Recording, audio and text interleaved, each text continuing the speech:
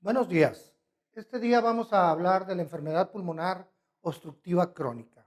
Es importante hacer mención que la enfermedad pulmonar obstructiva crónica ha sufrido una evolución importantísima en los últimos 25 años. La EPOC, antes de la década de los 90, y como fue definida como una enfermedad obstructiva irreversible, básicamente se trataba para dar tranquilidad al médico, porque lo que teníamos a la mano en ese entonces no modificaba ostensiblemente la evolución de la enfermedad. En la década de los 90 y a través de estudios epidemiológicos en los países más importantes del mundo, pudimos detectar que la enfermedad pulmonar obstructiva crónica causa un importantísimo gasto en salud. Y esto provocó una inversión muy importante en investigación, tanto para diagnóstico como para tratamiento de la enfermedad.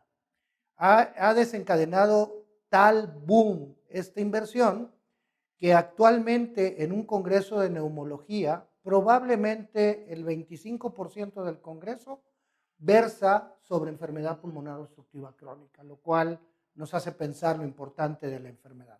Y la verdad así lo es. Ahorita vamos a ver algunos números. A finales de los 90 se juntó la Iniciativa Global para el Tratamiento del EPOC y publican año con año sus guías clínicas de diagnóstico y de tratamiento. La definición actual de la enfermedad ha cambiado ostensiblemente. De ser una enfermedad pulmonar obstructiva irreversible, ahora se ha convertido en una enfermedad que tiene las siguientes características y que es importante que veamos a detalle. Es una enfermedad frecuente, prevenible y tratable, lo cual ya cambia el panorama. Se caracteriza por síntomas respiratorios, particularmente disnea, tos y producción de expectoración. Los factores de riesgo están asociados con diferentes causas, pero el más importante, diría yo, 85 a 90%, es debido a tabaquismo. Hay otros factores, como el contacto crónico con humo de biomasas, esto sucede mucho más en el medio rural y en amas de casa, y la contaminación atmosférica, que cada vez hay mayor evidencia de que la contaminación atmosférica incide ostensiblemente en el desarrollo o en la evolución de la enfermedad pulmonar obstructiva. Importante hacer mención que el paciente tiene algunas alteraciones o factores que predisponen al desarrollo de la enfermedad. ¿Qué quiero decir con esto? Pues no el 100% de los pacientes que fuman desarrollan EPOC. Más o menos actualmente la estadística dice que entre un 40 a un 50% de los pacientes fumadores desarrollan enfermedad pulmonar obstructiva crónica. Lo que quiere decir que hay algunos factores del huésped que favorecen esto. Entre estas anomalías hay un desarrollo anormal del pulmón y un envejecimiento acelerado. La EPOC puede cursar con periodos en que los síntomas se incrementan. A esto le llamamos exacerbaciones o agudizaciones. Y es importante recordarlas y detectarlas porque es uno de los factores de riesgo más importantes en la evolución de la enfermedad. Y la otra parte que se ha vuelto fundamental en estos años es que ahora sabemos que el paciente con EPOC, si cursa con comorbilidades, insuficiencia cardíaca, insuficiencia renal, alteraciones en la función hepática, esto, si no es tratado correctamente, termina por deteriorar también la enfermedad pulmonar obstructiva crónica. Entonces, ahora los componentes de la definición cubren el espectro del comportamiento de la enfermedad. Les decía yo que les iba a dar algunos números. Estados Unidos debe de gastar ahorita entre 30 y 35 billones de dólares en gasto en salud para tratar enfermedad pulmonar obstructiva crónica. De esto, casi el 70% es en pacientes con EPOC muy grave, es decir, pacientes con los estadios terminales o avanzados de la enfermedad. Por lo que a últimas fechas hemos trabajado mucho en detectarlo tempranamente y tratarlo desde las etapas incipientes para evitar estas consecuencias. Para el año 2020 será la causa de muerte número 4 a nivel mundial. Si ustedes ven las primeras 10 causas de muerte a nivel mundial, en las primeras 5 interviene el tabaquismo. El tabaquismo no solo genera EPOC, favorece enfermedades cardiovasculares, enfermedades cerebrovasculares y neoplasias. de tal suerte que es una verdadera pandemia lo que vemos con el tabaco. Es importante también reconocer que la EPOC, aunque históricamente era más común en hombres, ahora cada vez es más frecuente en mujeres. De hecho, la mujer es más sensible a desarrollar lesión por tabaco que el hombre. Y para el año 2030 el cálculo es que se va a convertir en la tercera causa de muerte a nivel mundial. Esta diapositiva, me gusta mostrarla porque yo le llamo la ignominia de los neumólogos. En esta diapositiva, que es un trabajo que se publicó a finales del siglo pasado, es un seguimiento epidemiológico de las enfermedades más prevalentes a nivel mundial y el comportamiento entre 1965 y 1998. Y si ustedes se dan cuenta, tanto la enfermedad coronaria, específicamente el infarto, u otras enfermedades cardiovasculares, todas de alguna manera empezaron a disminuir la tasa. Y esta tasa de muerte ajustada disminuyó por una cantidad de medidas preventivas y de información que se ha hecho a los pacientes. Si ustedes ven el comportamiento de la EPOC es ridículo. La EPOC en los últimos 30 años del siglo pasado aumentó 163%. En buena medida porque empezó a diagnosticarse más, pero en buena medida también porque nadie ponía atención clara a los factores causales, fundamentalmente el tabaco. Bien, factores de riesgo para desarrollo de la enfermedad. Ya dijimos que tabaquismo es el número 1. Contacto crónico con humo de biomasas, ahorita vamos a hablar un poco más al respecto. Contaminación ambiental. Esta última, hasta hace 10 años, no se había demostrado una causalidad en relación al comportamiento de la EPOC. Ahora tenemos claro que la contaminación incide en el deterioro de la función pulmonar en pacientes con enfermedad pulmonar obstructiva crónica. Pacientes que tienen hiperreactividad bronquial. Hay un síndrome nuevo que se llama ACO y es una sobreposición de asma y EPOC. Históricamente hemos sabido que el paciente con asma, particularmente con asma grave, que no se controla adecuadamente, está propenso a desarrollar a lo largo de su vida cambios inflamatorios crónicos y comportarse como si fuera un EPOC. Pero ahora tenemos pacientes que se sobreponen estos dos datos. Otra causa importante es la deficiencia de alfa-1 antitripsina, bastante rara en nuestro medio, pero que provoca la presencia de enfisema incluso en edades tempranas. Un paciente con deficiencia de alfa-1 antitripsina homocigoto desarrolla enfisema alrededor de los 30 años de edad, enfisema panlobulillar grave.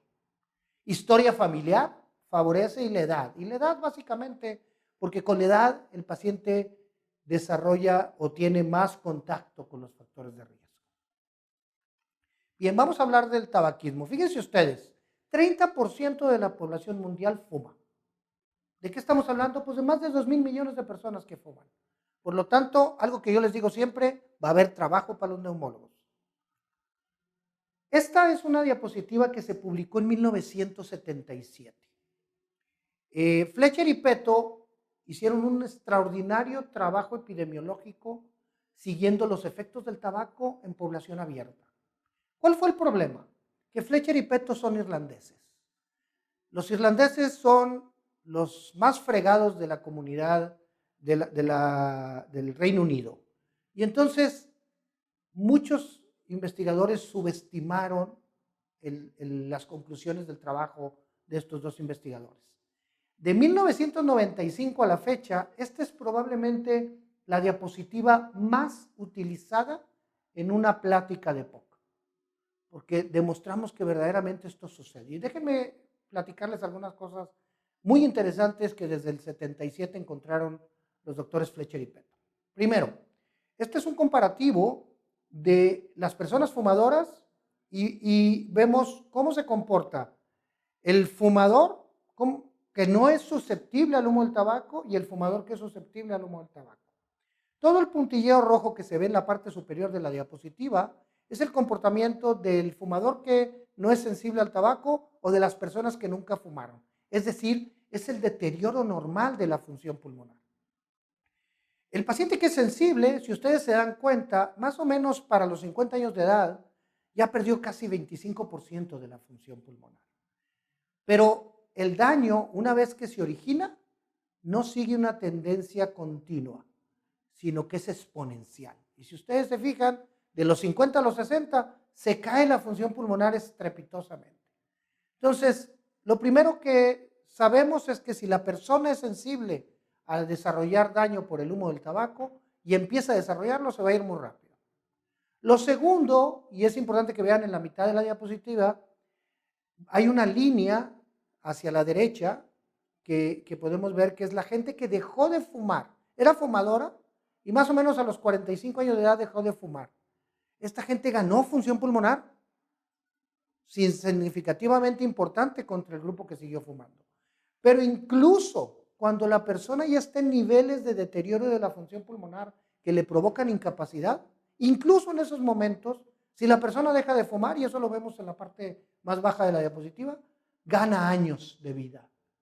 Entonces, dejar de fumar es la piedra angular del tratamiento de la enfermedad pulmonar obstructiva crónica. El tabaco causa el 80-90% de las causas, es el factor en el 80-90% de los pacientes con EPOC. 30-40% de los fumadores, ahora ya cambió esta estadística, de 40-50%, lo comenté hace un rato, predictor de que el tabaco va a empezar a hacer daño y que uno tiene como médico que estar muy consciente de que tiene que evaluar al paciente. Si el paciente sobrepasa 10 paquetes año, eso significa que ya está en el grupo de edad de riesgo. ¿Cuánto es 10 paquetes año de tabaquismo? Esto fue definido en la década de los 80 por la Organización Mundial de la Salud. Un paquete año equivale a fumarse una cajetilla de 20 cigarrillos durante un año, es decir, 365 cajetillas o cualquier equivalente. El paciente fuma media cajetilla, entonces en 2 años junta un paquete año. El paciente fuma 2 cajetillas, pues en un año tiene 2 paquetes año. Lo que encontramos cuando hacemos los estudios epidemiológicos es que cuando sobrepasan 10 paquetes años, empieza a separarse de la línea de no fumadores, la línea de pacientes sensibles y empiezan a presentar cambios de EPOC, algunos más rápido que otros, dependiendo muchos factores propios de su condición. Y la otra parte importante, la detección temprana. Yo siempre recalco que independientemente de la razón por la que usted esté revisando a un paciente, si en la historia clínica usted detecta que ese paciente tiene más de 10 paquetes año, ese es espirometría. La forma en que hacemos diagnóstico actualmente del EPOC es por espirometría. Entonces, ¿cómo elijo yo al paciente? Bueno, el paciente que llega buscando atención por problemas respiratorios, particularmente disnea, se gana una espirometría.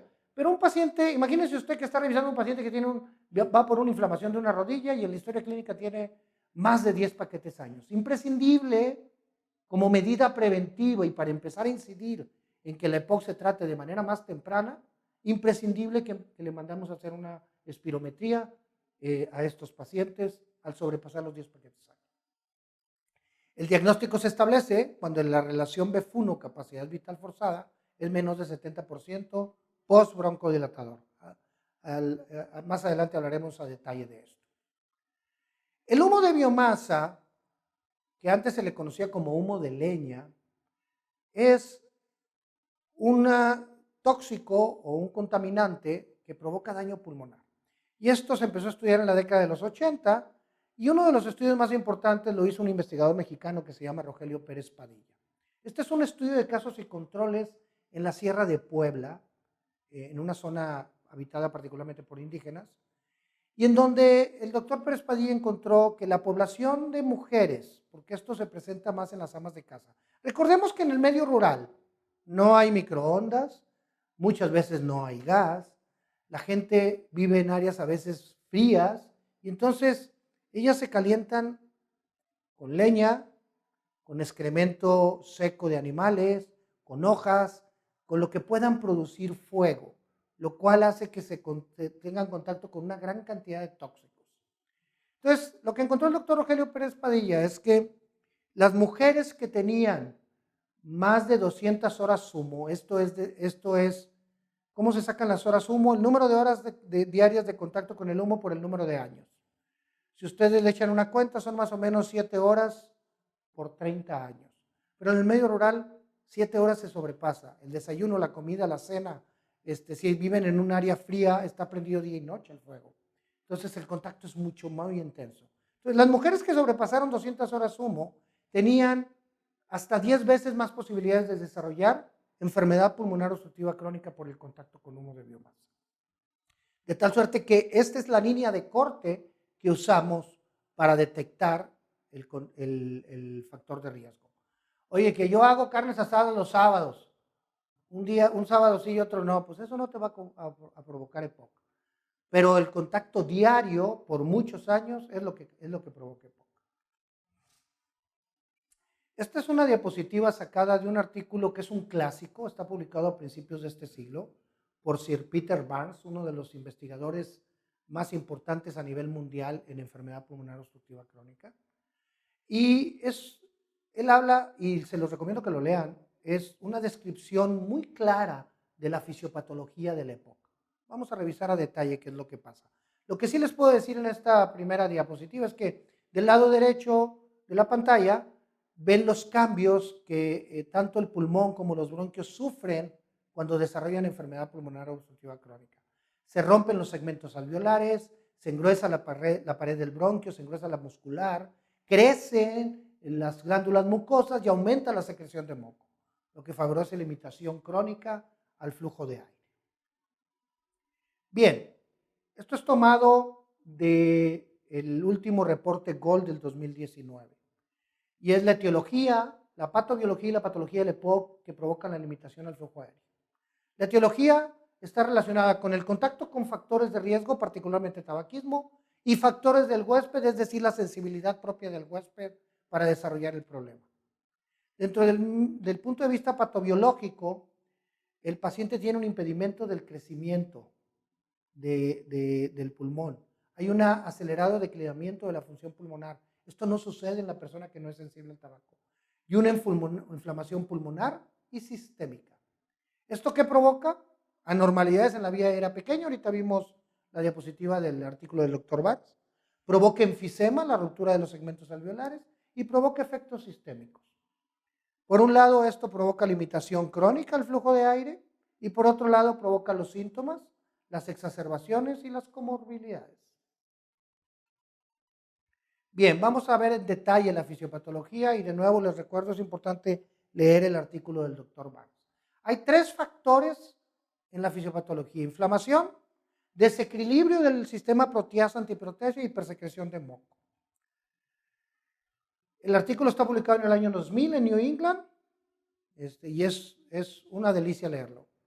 Es la primera ocasión en que se publica claramente las 2 células que inician el proceso de la EPOC en el árbol bronquial y en el parénquima pulmonar. Los macrófagos alveolares y las células del epitelio bronquial condicionan cambios en la vía aérea. Son células exactamente activas desde el punto de vista inflamatorio y provocan a su vez la llegada al árbol bronquial y al parénquima de linfocitos CD8 y neutrófilos. La inflamación por neutrófilos es muy importante. Estas células inflamatorias, tanto el macrófago alveolar como el neutrófilo, provocan una liberación importante de proteasas diferentes. Elastasa de neutrófilo, capsaicina, metalosproteinasas. Pero también los linfocitos bloquean un poco el sistema inhibidor de proteasas. Esto provoca la lesión en los alvéolos, provoca la lesión bronquial, provoca la hipersecreción de moco. Una de las condiciones, antes de que se me olvide, por las cuales el paciente con EPOC no responde de la misma manera que un asmático al uso de esteroides, es que la inflamación está mediada fundamentalmente por neutrófilos que no son necesariamente sensibles a los esteroides. Todo este proceso inflamatorio provoca un desequilibrio entre las proteasas y las antiproteasas. El sistema proteasa-antiproteasa es un sistema normal de protección del parénquima pulmonar cuando hay un insulto pulmonar. Cuando hay un insulto pulmonar, se genera una reacción inflamatoria para protegernos y esa reacción inflamatoria es limitada geográficamente por el sistema antiproteasa para evitar que se dañe estructuras que no tendrían que dañarse. Esto se desbalancea en los pacientes que tienen susceptibilidad a desarrollar la EPOC. Y entonces esta gran liberación de proteasas no ve un escudo protector en el pulmón. Y finalmente, tanto la inflamación local como la liberación de proteasas, así como la activación de un sistema nervioso autónomo propio del pulmón. Pues nosotros conocemos el sistema nervioso autónomo simpático y parasimpático. Bueno, hay un sistema nervioso autónomo en el pulmón que se llama no adrenérgico y no colinérgico y está mediado por sustancia P. La estimulación de este sistema provoca una broncoconstricción intensa y favorece también la inflamación. Entonces, este proceso favorece el crecimiento de las glándulas mucosas y la hipersecreción de moco. Bien, cuando yo llevé neumología, 1980, la EPOC se dividía en bronquitis crónica y enfisema pulmonar. Esto ya no es práctico. ¿Por qué no es práctico? Bueno, pues porque si bien es cierto, sabemos bien que los pacientes que desarrollan EPOC tienen una combinación de estas dos lesiones patológicas, enfisema y bronquitis crónica, y en algunos predomina una cosa y en otros otra.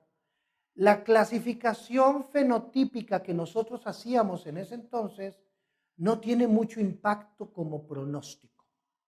Esa es la realidad. Sí hay pacientes que desarrollan más las características de un enfisematoso que son delgados, que soplan con los labios fruncidos. Yo les digo que fenotípicamente se parecen mucho al Quijote de la Mancha. Y por otro lado está el bronquítico crónico que es obeso, tiende mucho a la hipoxemia, se agudiza frecuentemente. Eso es lo que se conocía.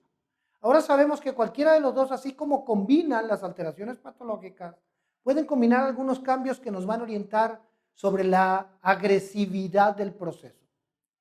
Si la persona tiende a exacerbarse, ¿cuánto consideramos que una persona tiende a exacerbarse? Cuando tiene 2 o más exacerbaciones por año. Esa persona va a evolucionar de manera más agresiva su EPOC que si la persona no se exacerba. La persona que tiene muchos síntomas contra personas que no tienen síntomas. Las personas que tienen muchos síntomas, particularmente disnea, van a evolucionar de manera más agresiva que las personas que no tienen tantos síntomas. Y últimamente sabemos que esta sobreposición de asma y EPOC también favorece un desarrollo más importante o más grave de la enfermedad. De tal suerte que una vez que nosotros diagnosticamos la EPOC, lo más importante es encontrar estos detalles. ¿Se exacerba frecuentemente? 2 o más veces al año. ¿Tiene síntomas o tiene hiperreactividad bronquial? En la radiología, si a ustedes le piden una placa a un paciente con EPOC y el radiólogo les dice que tiene cambios de bronquitis crónica, ya no le manden nada a ese radiólogo, por favor. No hay cambios de bronquitis crónica ni de enfisema pulmonar en una radiografía simple de tórax. Podemos ver algunos cambios como aplanamiento del hemidiafragma, aumento del espacio retroesternal, sin embargo, o lo que llamamos pulmón sucio. Sin embargo, ninguno de ellos es específico. Fíjense ustedes, la radiografía de la derecha, que es el paciente con enfisema, si yo les pongo una placa de tórax de estos kenianos que vienen a ganar todos los maratones aquí en México, va a ser exactamente igual. La única diferencia es que sus pulmones grandotes funcionan muy bien y estos pulmones grandotes están llenos de agujeros y por eso no funcionan bien. Entonces, radiológicamente es muy difícil. Cuando nosotros queremos caracterizar específicamente enfisema, lo que tenemos que hacer es tomar un TAC de tórax. Pero eso se usa solo en circunstancias especiales y no es una medida rutinaria de diagnóstico de EPOC. El diagnóstico de EPOC, como lo dije al principio, es por pruebas de función pulmonar. Bien, esta es la parte medular. La evaluación fisiológica del paciente es la que hace el diagnóstico. Ya les decía yo, disminución de la relación BF1, capacidad vital forzada menor del 70%, post-broncodilatador. Hay otra serie de estudios que nosotros hacemos para caracterizar a los pacientes y para establecer algunos otros cambios o detalles que no son usados de manera rutinaria. Pero vamos a hablar de la espirometría. La espirometría es una prueba de volumen contra tiempo. El paciente sentado hace inhalación profunda y exhala lo más fuerte y rápido que pueda, por lo menos 6 segundos. Y entonces uno tiene 3 valores en ese estudio que tiene que caracterizar. La cantidad de aire que salió en el primer segundo, que es el volumen expiratorio forzado del primer segundo. la cantidad de aire que salió en el total de la prueba, que es la capacidad vital forzada, y el resultado de la división del valor del BF1 contra el valor de la capacidad vital forzada, que es lo que conocemos como relación BF1 capacidad vital forzada.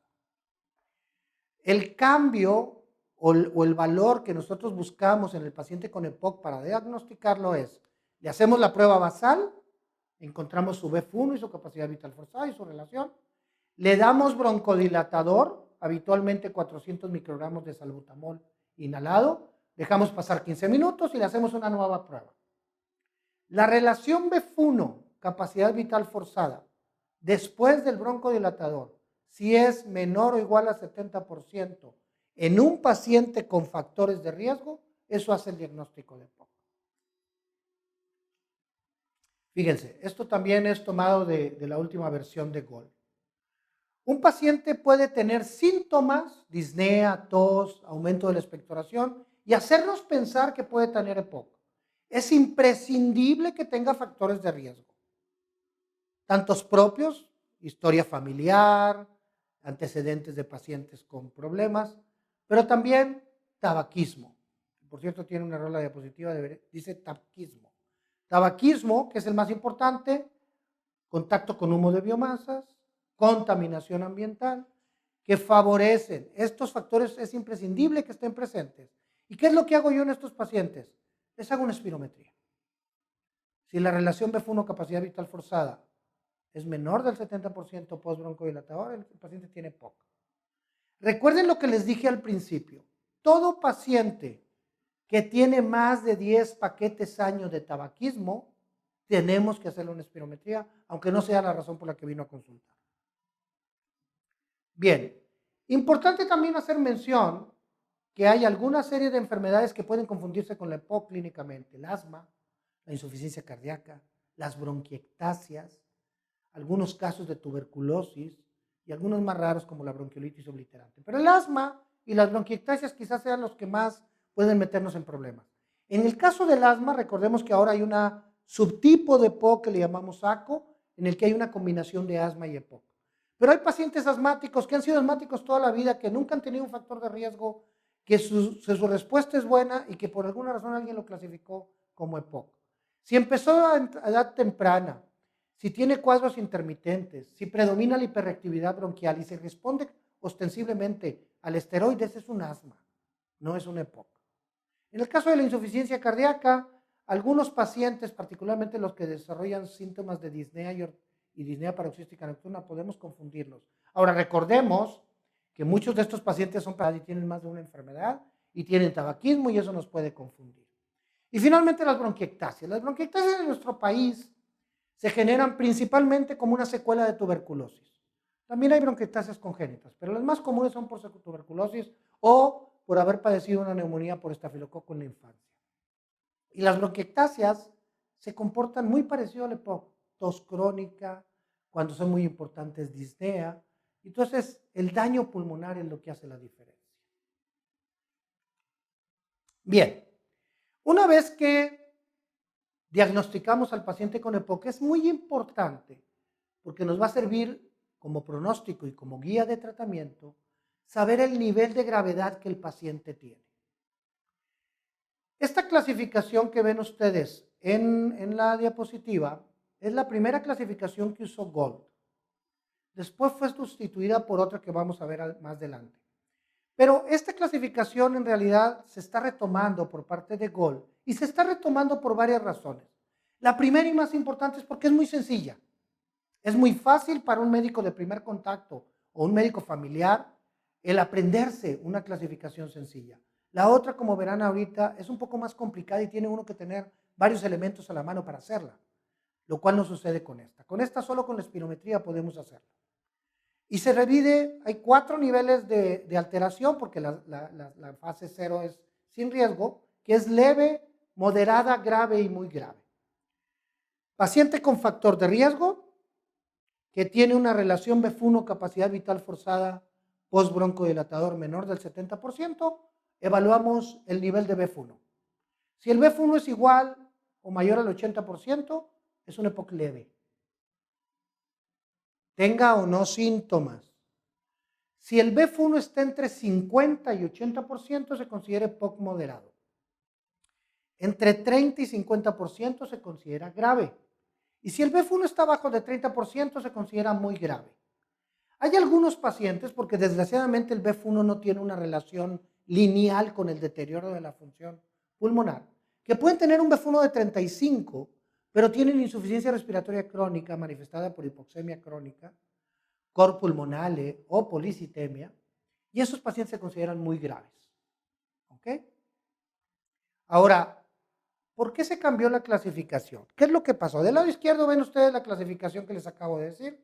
Del lado derecho, los investigadores y los expertos en EPOC a nivel mundial idearon esta clasificación porque lo que quisieron fue meter en la clasificación dos factores que se han demostrado son fundamentales en el deterioro de la enfermedad a largo plazo: los síntomas y las exacerbaciones. Entonces ellos hicieron un cuadro que no es del todo sencillo y que lo que vamos a hacer primero es evaluar para clasificar a los pacientes. Lo primero que tenemos que hacer es ver el nivel de BF1, perdón, los síntomas que tienen. Es decir, vamos a dividir a los grupos en derecha o izquierda.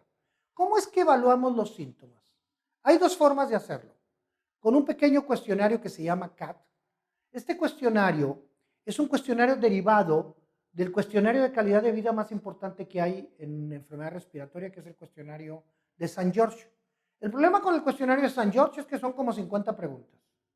Y en una consulta diaria de un sistema de salud público, eso no es práctico. El mismo doctor Paul Jones, que fue quien describió y publicó el cuestionario de St. George, publicó después este cuestionario abreviado que se llama CAT. Podemos hacer eso o podemos medir el nivel de disnea por un cuestionario de disnea que se llama MMRC. Si el paciente en el MMRC tiene 0 o 1 de calificación o menos de 10 en el CAT, está del lado izquierdo. Si el paciente tiene más de 10 en el CAT o 2 o más en el MMRC, entonces está del lado derecho. Luego, si el paciente tiene un BF1 de más de 50%, está en la parte de abajo de la clasificación, y si tiene de menos del 50%, está en la parte de arriba. Pero ahí no para. También, si el paciente tiene una exacerbación o menos, está en la parte de abajo de la clasificación, y si tiene 2 o más, está en la parte de arriba. ¿Qué es lo que pasa entonces? Vamos a hablar del grupo C. El grupo C es un paciente que no tiene síntomas, pero que puede tener una de dos condiciones, o las dos. Se exacerba frecuentemente, 2 o más veces, o tiene un BF1 menor del 50%. Es decir, hay tres diferentes circunstancias por las cuales el paciente está en el C. Porque tiene un BF1 anormal, menor del 50%, porque se exacerba 2 o más veces al año, o porque tiene las dos cosas. ¿Esto qué provocó? Pues que los investigadores empezaron a complicar todo esto, y ahora, particularmente en el grupo C y en el grupo D, tenemos C1, C2 y C3, dependiendo el factor que lo puso en la casilla, y esto verdaderamente complica al médico de primer contacto. Es más, complica a algunos neumólogos, para ser claro. Y el grupo D, que es el más grave, no solo tiene un BF1 bajo o exacerbaciones frecuentes, sino que también tiene síntomas. ¿Ok? Ese es el grupo más grave, pero de la misma manera, si el paciente tiene síntomas y tiene más de 2 exacerbaciones al año, aunque tenga un BF1 mayor de 50%, va al grupo D. Entendamos que en esa casilla se puede clasificar por BF1 o por exacerbaciones. Importante recordar esto porque las guías de tratamiento se guían en la clasificación ABCD, que ahorita veremos. Yo sigo pensando que la clasificación de la izquierda es una buena guía de tratamiento, mucho más sencilla y de uso mucho más fácil para el médico de primer contacto. Y a la larga creo, porque este es el primer reporte, este del 2019, en la que se vuelve a traer al punto de comparación la clasificación por BEF1 contra el ABCD, y yo creo que paulatinamente el investigador va a aceptar que, bueno, el 80% de estos pacientes, ¿quién los ve? El médico de primer contacto. Tenemos que hacérselas fácil para que se hagan las cosas de manera correcta. Bien, este es el CAT, perdón, el CAT no salió. El CAT es un cuestionario de 10 preguntas, muy sencillo. A mí no me gusta usarlo tanto, me gusta más el MMRC. Pero el CAT, ustedes se meten a internet, ponen CAT Questionary, Respiratory Questionary, y les va a salir. El CAT sale, hay también una versión en español. Son 10 niveles son 8 preguntas y se pone del 1 al 3 dependiendo de la contestación. Y ahí se clasifica el número se van sumando los puntos. El MMRC es mucho más sencillo. Son 5 niveles y habla de disnea. Ausencia de disnea es 0.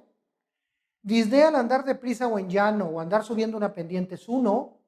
La disnea la produce una incapacidad de mantener el paso de otras personas de la misma edad caminando en llano o tener que pararse a descansar es 2. La disnea hace que tenga que parar a descansar al andar unos 100 metros o después de pocos minutos de andar en llano, 3. Y la disnea impide al paciente salir de casa o aparecer con actividades como vestirse, o aparece con actividades como vestirse o desvestirse. Ese es el nivel 4. Si es menos de 2, sería el lado izquierdo del ABCD, y si es más 2 o más, es el lado derecho. Bien, una vez que tenemos diagnosticado y clasificado al paciente, ¿qué es lo que buscamos al tratar?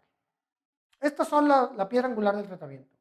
Evitar la progresión de la enfermedad, mejorar los síntomas del paciente, mejorar la tolerancia al ejercicio, mejorar el estado de salud general o también dicho la calidad de vida, prevenir y tratar complicaciones y reducir la mortalidad. Todo esto en los últimos años se ha logrado con las nuevas terapias. Todo. Hay grupos que tienen más beneficio que otros, pero en general todo se ha logrado. Y esto es un gran avance en la época. Hay diferentes tratamientos. Uno de los más importantes es la educación. Yo tengo que convencer al paciente que deje de fumar. Esa es la parte medular. Algunos de estos pacientes ya están tan afectados que ya no fuman. Pero en general, lo común es que tengan la EPOC y fumen. Entonces, la primera premisa es que dejen de fumar. Luego, del tratamiento médico, la piedra angular son los broncodilatadores. Luego hay el uso de otras medidas que vamos a revisar, porque es importante que tengamos a la mano, pero en general estas dos son las más importantes. Dejar de fumar, el uso correcto. La educación no solo es dejar de fumar, la educación es usar correctamente los broncodilatadores. Los inhaladores, la industria farmacéutica nos ha complicado y tenemos 4 o 5 diferentes inhaladores y el médico tiene que saber cómo enseñarle, cómo funcionan y enseñarle al paciente a usarlos. Si no, el beneficio no lo va a obtener. Bien. Bueno, esto es parcialmente cierto, pero la idea es que no fumemos. Fíjense ustedes, no sé yo cuánto cuesta ahorita una cajetilla de cigarros, pero debe de rondar por ahí de los 70 pesos. Y si uno fuma una cajetilla diaria, que es lo que fuma un fumador habitual, quiere decir que se zumba 2,100 pesos, quema 2,100 pesos de dinero en un mes. Ustedes imagínense lo que se puede hacer con eso. Y a eso agréguenle que empieza a deteriorar su salud. Agréguenle que no solo va a ser EPOC, va a ser cardiopatía isquémica o enfermedad cerebrovascular o cáncer. De manera que pues al final no es redituable. Bien, para dejar de fumar hay una combinación muy importante. Terapia, que puede ser de grupo o personalizada, que es un poco más caro, y el uso de algún medicamento para romper el ciclo de dependencia. El cigarro tiene o produce 2 formas de dependencia. La dependencia física, es decir, el cuerpo necesita la nicotina, y la dependencia psicológica, que es la más complicada.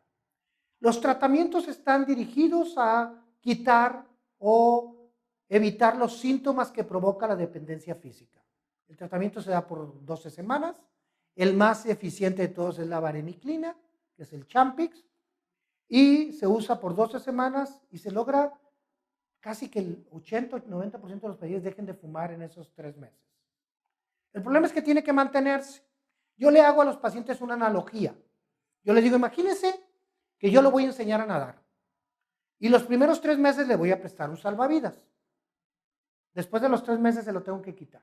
Y usted tiene que nadar solito. Entonces yo les digo, el psicólogo es el entrenador que lo va a enseñar a nadar. El apego con el psicólogo ayuda a que se mantenga el paciente sin fumar. El éxito, cuando uno dice que el paciente dejó de fumar, tiene que haber dejado por lo menos 1 año. Ahora es importante recordar que el paciente adicto al tabaco es adicto porque el cerebro del paciente con tabaquismo habitual libera una gran cantidad de endorfinas.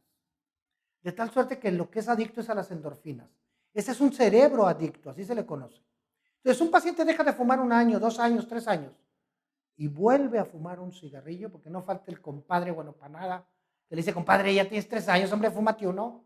De ahí se despierta el cerebro adicto y empieza de nuevo la cadena. Entonces, esto lo tiene que saber el paciente, hay que explicárselo. No es sencillo que el paciente se mantenga sin fumar cuando no ve todos los beneficios. Por otro lado, importante si tienen pruebas de función pulmonar, mostrarles evidentemente y con objetividad, si es que ya tiene daño, el daño que el cigarro ya le generó. Muy bien. Inmunizaciones. Todo paciente con EPOC se debe de inmunizar contra la influenza cada año y contra el neumococo cada 5 años. En los pacientes menores de 65 años, usar la vacuna de neumococo de 23 serotipos, menores de 65 años. Y en los mayores de 65 años, la de 13 serotipos. Esta es la gama de tratamientos que tenemos en nuestro país. Anticolinérgicos, bromuro de ipratropio, que es de acción corta, tiotropio, aclinidium y gilcopirrolio. De los beta 2, salbutamol, que es de acción corta, formoterol y salmeterol, que son de acción intermedia, es decir, duran 12 horas. Indacaterol, aldalaterol, bilanterol, que duran 24 horas. Las cantinas, que para fines prácticos ya no usamos. Los inhibidores de fosfodiesterasa, que sí usamos en pacientes en etapa terminal. Y el uso de esteroides inhalados. Particularmente fluticasona y budesonida, que son los esteroides inhalados más potentes y con menos efectos a largo plazo. Ocasionalmente, particularmente en exacerbaciones, es necesario el uso de esteroides sistémicos. Ya lo veremos ahorita. Bien, ¿en qué pacientes usamos esteroides? Pacientes con ACOS. Este paciente que tiene síndrome de sobreposición, tiene hiperactividad bronquial. Él sí va a responder a esteroides. Similar a lo que usamos en un paciente con asma. En exacerbaciones de POC, incluso podemos tener la necesidad de usar esteroides sistémicos. En EPOC en estadio D o muy avanzado. En agudizaciones y en procesos obstructivos mal definidos que demuestran hiperreactividad bronquial al momento de hacerle una espirometría. ¿Cómo se demuestra la hiperreactividad bronquial en una espirometría? Pues muy sencillo. Yo le hago la espirometría basal, le pongo broncodilatador y le hago otra nueva espirometría. Si el BF1 mejoró más de 12% con respecto al basal, ese paciente tiene hiperreactividad bronquial. Bien, fíjense ustedes los Big Shot de Gold lo que hicieron. Ahí están las 4 cajitas A, B, C y D. Y cómo es que se empieza el tratamiento dependiendo en dónde estoy. Hay algunas cosas que yo no estoy de acuerdo. Y todavía el 2019 lo dice. Dice aquí, pacientes en estadio A, que tienen una relación BF1 capacidad vital forzada menor del 70%, es decir, ya tienen efecto, aunque su BF1 se mantenga en 80% o más. Bueno, dice, si vas a empezar, empieza un broncodilatador, puede ser de acción corta o de acción larga. Bueno, yo no estoy de acuerdo en eso. Hay una gran cantidad de literatura publicada en los últimos 20 años en donde se demuestra claramente que el broncodilatador de acción prolongada es mucho mejor que el de acción corta. Es más, me voy a ir más allá. El tiotropio, que es el primer anticolinérgico de acción prolongada que se comercializó, es ahora usado por la FDA como un comparativo obligatorio en los protocolos que evalúan tratamientos nuevos para EPOC. ¿Qué quiere decir esto? La evidencia nos ha demostrado que el tiotropio es el broncodilatador más potente que hay y el más efectivo. Y además disminuye exacerbaciones. Entonces, si el paciente tiene EPOC, yo lo inicio inotropio en el A.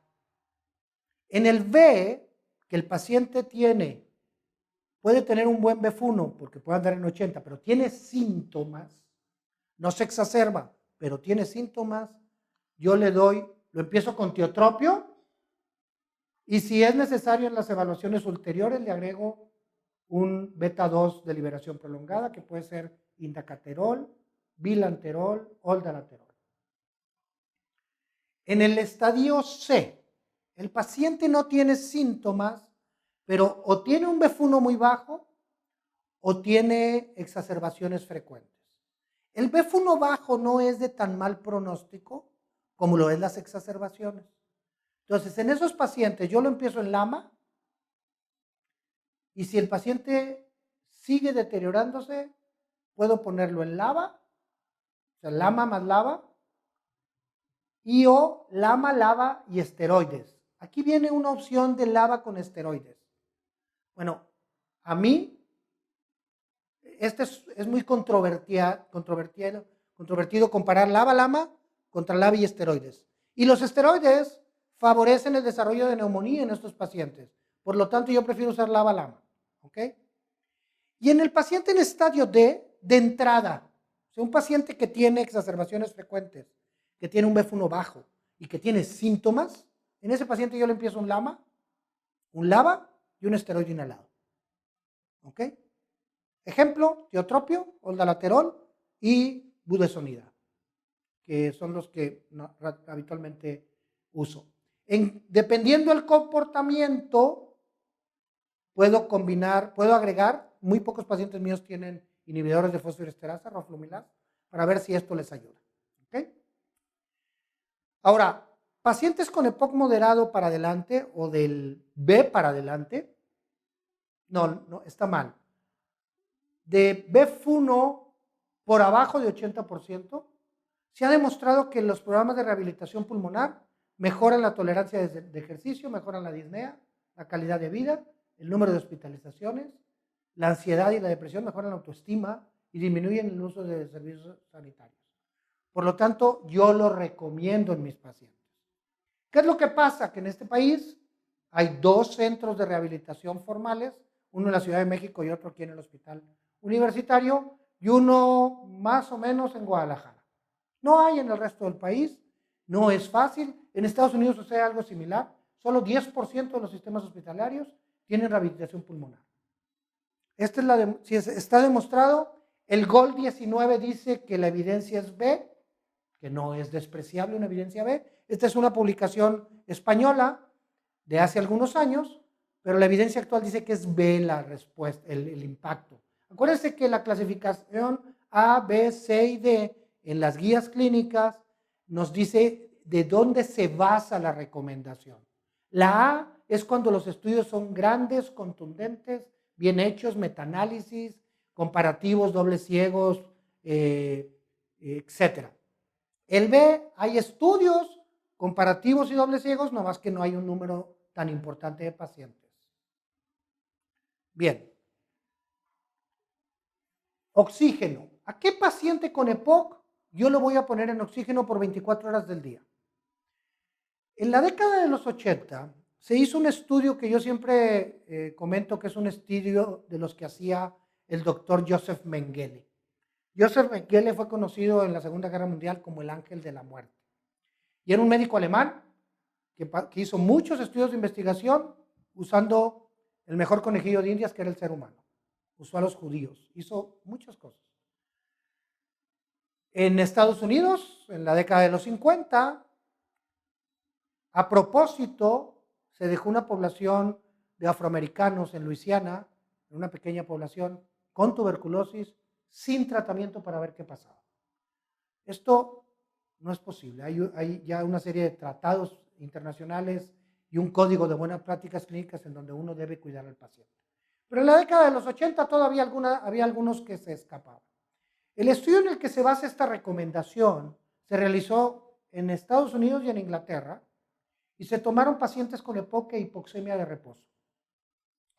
A uno se les dio tratamiento, lo que había en aquel entonces, que no era muy bueno. A otro brazo se le dio tratamiento y 6 horas de oxígeno.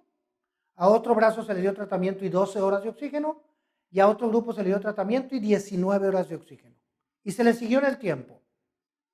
La comparación fue impresionante. En el grupo de pacientes que no recibió oxígeno, el 80% estaban muertos a 2 años.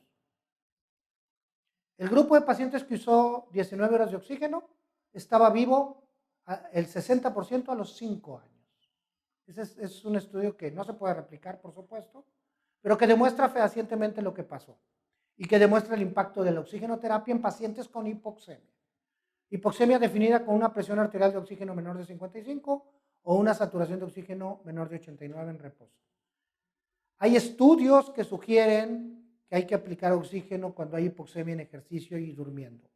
En rehabilitación se usa mucho agregar oxígeno porque eso favorece la capacidad de ejercicio. Beneficio a largo plazo no es conocido. Bien.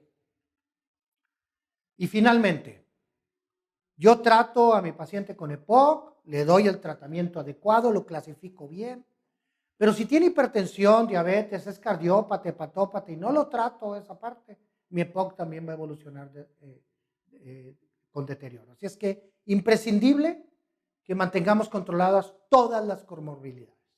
Muchas gracias.